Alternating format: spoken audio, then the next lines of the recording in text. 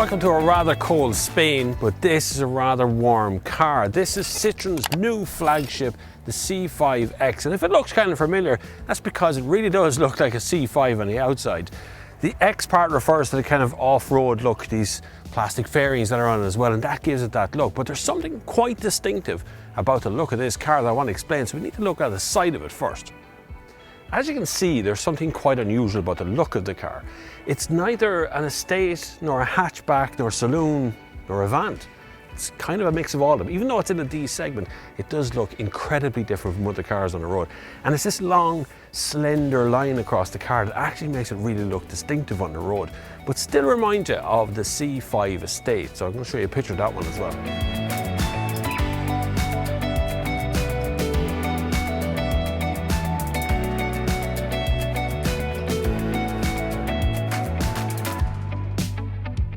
So that distinctive design continues right around the back of the car as well, with very small indicators, but lots of lights, lots of plastic lights around here as well.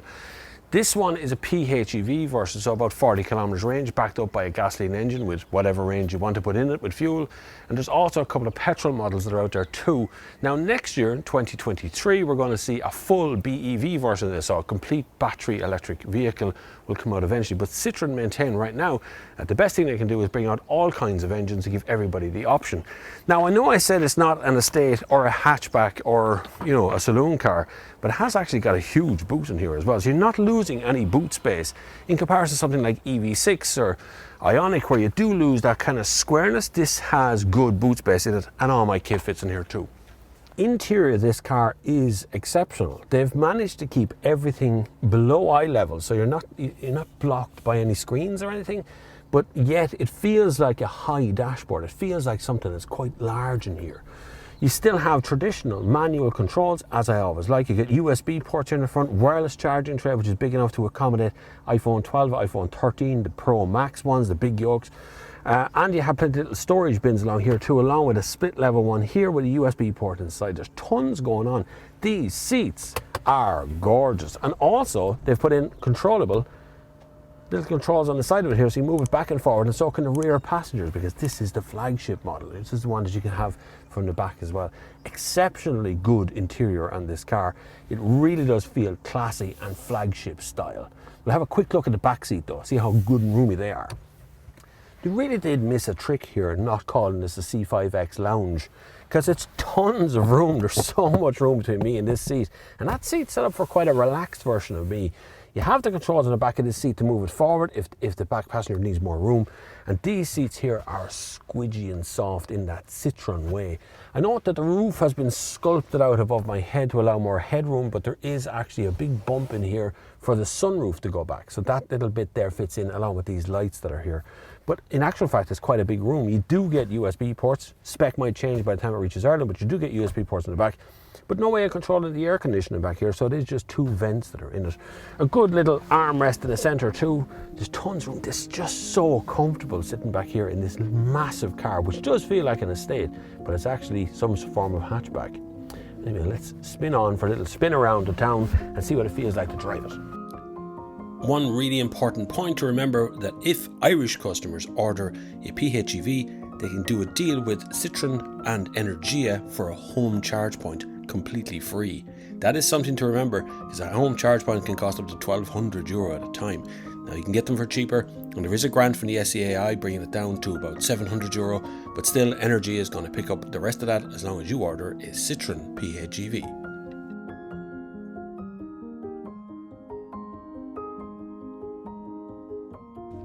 I can't quite explain what the look of the car is the thing that's kind of puzzling me. Not puzzling me, I get why they would do it. If you look at what... You will arrive at your destination at 11:17. Yeah, thanks. Look at what Kia and Hyundai have done with their... Turn left. You know, a nothing look car. And I don't mean nothing, I mean... It's not a hatchback, an SUV, a saloon. It's none of those things. It is in itself. You know what I mean? And this is kind of like that too. This is a D segment car, but in actual fact, it feels more like a big SUV, like a low slung SUV. That's what it feels like. Now, I'm in Spain. You wouldn't think it. It looks like I don't know, Westmeath or somewhere. It's just like a mountainous version of Westmeath. It's very green. It's quite cold today.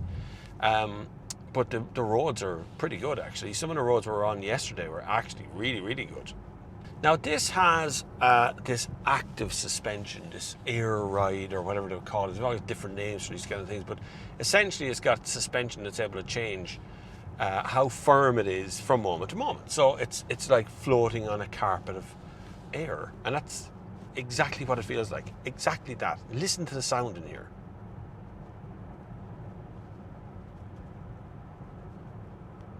Silence. NVH in this car is amazing. It's so quiet in here when you're driving along. There's a fellow out running. Good man. Now, everything feels luxurious in the car. It feels like a car that just is made to be a limousine, you know. But it feels big on the road. It's not by any means a small car. The battery says it's got 91% charge in it, 90 now, 32 kilometers range. It's 40 what it's supposed to be, but it won't do. It won't really do 40 because of the size of the car and the amount of stuff you're carrying. These junctions do confuse the crap out of me. But I do have horsepower. We have, this is the highest horsepower engine, so we're going to put it to the test now. Here we go. Bloody hell! It's noisy, and it felt like it was going to spin its wheels back there a second ago, but it's not it's not very torquey or anything. I think it's designed for range, not power. There's probably mode. Here we go. Mode. There's a sport mode engaged now.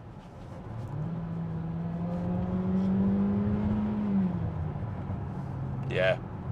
I wouldn't be writing home about the sport mode of it. We just change it back to hybrid and let the car do its thing for range. It's not meant to be a super fast car. It's meant to be a limousine, and it feels pretty good at doing just that.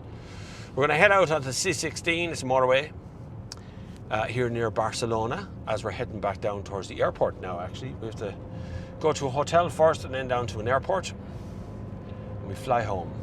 Let's get the motorway speed there. Good kick down on it. That was a good kick down there. I did like that. That was all right. And we're going to set the active cruise control. So ahead of me now is a heads-up display. A very good, very bright heads-up display. So we're going to do full cruise control. I'm going to set it to the drive assist system. I'm going to go OK. If I go OK again, it'll set the speed limit for me. And away she goes. We are zooming along. And it's still really quiet in here. We're in hybrid mode. It is running on batteries. Small bit of wind buffering just around this wing mirror and just behind my head over there somewhere. A little bit of buffering wind.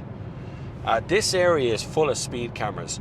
Fortunately, you can actually see the speed camera here. It's built into the sat nav, so it will warn me as we enter into a fixed speed camera zone. The benefit in this country is some of the speed cameras are fixed, so everyone knows where they are, so nobody breaks the speed limit here. So there is a radar sign come up there in front of me as well, but this is the speed zone we're heading into right now. There's the warning. It's telling me in 340 meters there's a speed camera. I'm not breaking the speed limit, the car is keeping exactly on the speed limit right now, so I have no fears of getting a fine that follows me. There it is over there. It's on both sides of the road, so it catches you going away from it here in this town. So it is a fixed speed camera. Oh, go home there. Yeah, I'm going the right way, yeah. But I'm coming up to the toll bridge now. I do have a little tag here. So I look for, is it that one?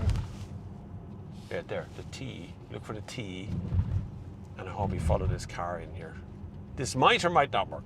Sometimes these work. Sometimes you're sitting there like a gobshite. Oh, there we go, beep.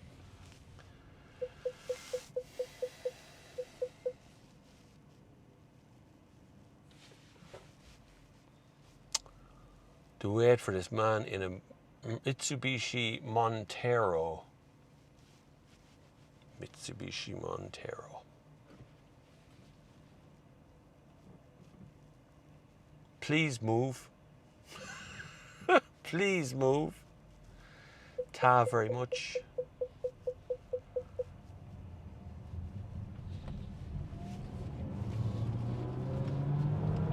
Bye, Mitsubishi Montero. This is quick as well. It feels in a nice way, and not in a bad way. There's a nice bit of torque that wafts along with it. It's quite good like that. It's very good. Then you just press OK and the car brings you back up to speed and you waft on home. What a beautiful car it is and a beautiful day. I've had a lovely time. I tell you what, let's pull over and sum this up.